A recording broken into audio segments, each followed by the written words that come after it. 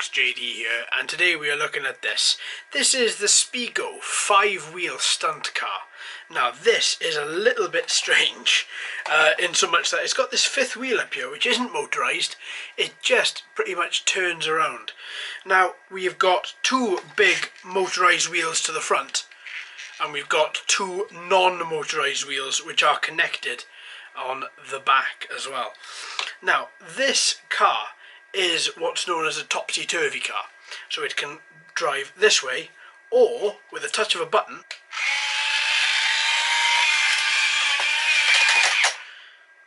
it turns around and it can drive this way.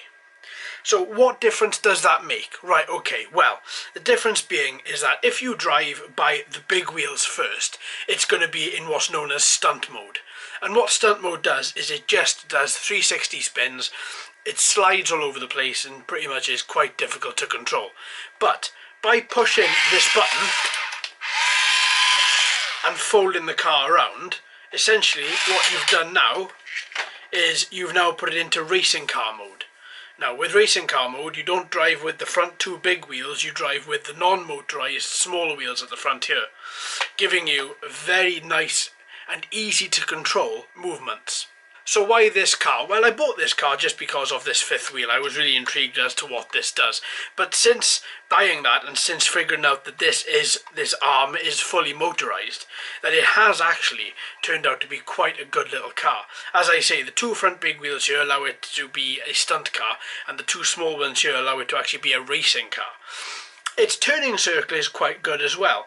It does turn quite well, although when you are turning it, you do have to let go of one of the transmitter analog sticks in order for it to turn, and then for you to position yourself and then accelerate. As with all of these cars, they kind of hide where they keep the battery. So in this one, it's right at the front.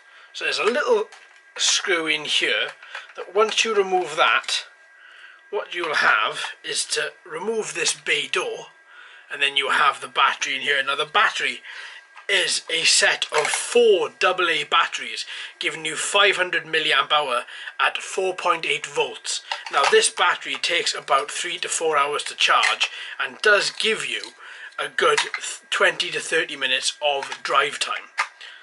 That in itself is not too bad. It's not quick to charge, but you do get quite a while of playtime. Okay, so let's just screw that back together. Right, so now that's screwed back together, let's have a little look at this transmitter.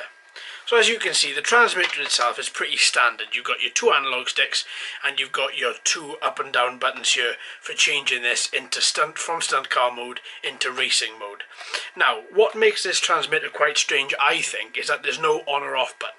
So as soon as you put your batteries in the back, that's it. The transmitter is on. So as standard operation, you have the transmitter, both analog sticks up, the car will drive forward, both analog sticks back, the car will reverse backwards. It does reverse backwards as fast as it goes forward. So if you're not careful, you could end up banging this into quite a lot of different things as well. And then likewise, you've got these two buttons down here, which when pushed changes the car, when the car is on, changes the car from racing mode into more of a stunt mode.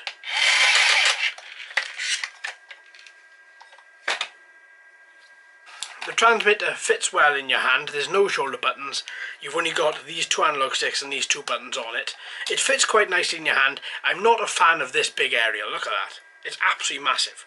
I'm really not a fan of that, although it doesn't get in the way as it does bend around, but still I don't think that is necessary.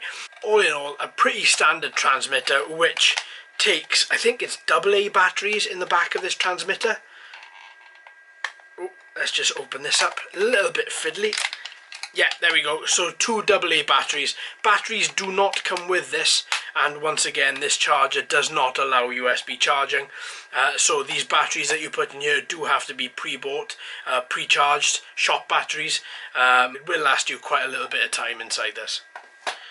Alright, so all in all, the car itself is pretty good. It's a really good stunt car. If you're after a car which slips and slides and drifts around the place, this car is brilliant.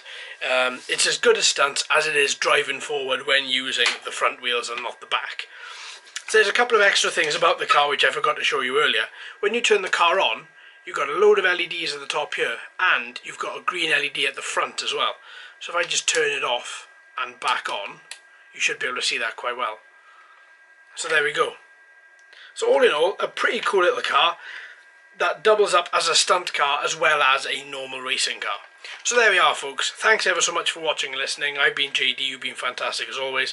So please join me in the next couple of days when we're going to be taking this guy out and putting him through his paces. So until next time, my friends, happy racing.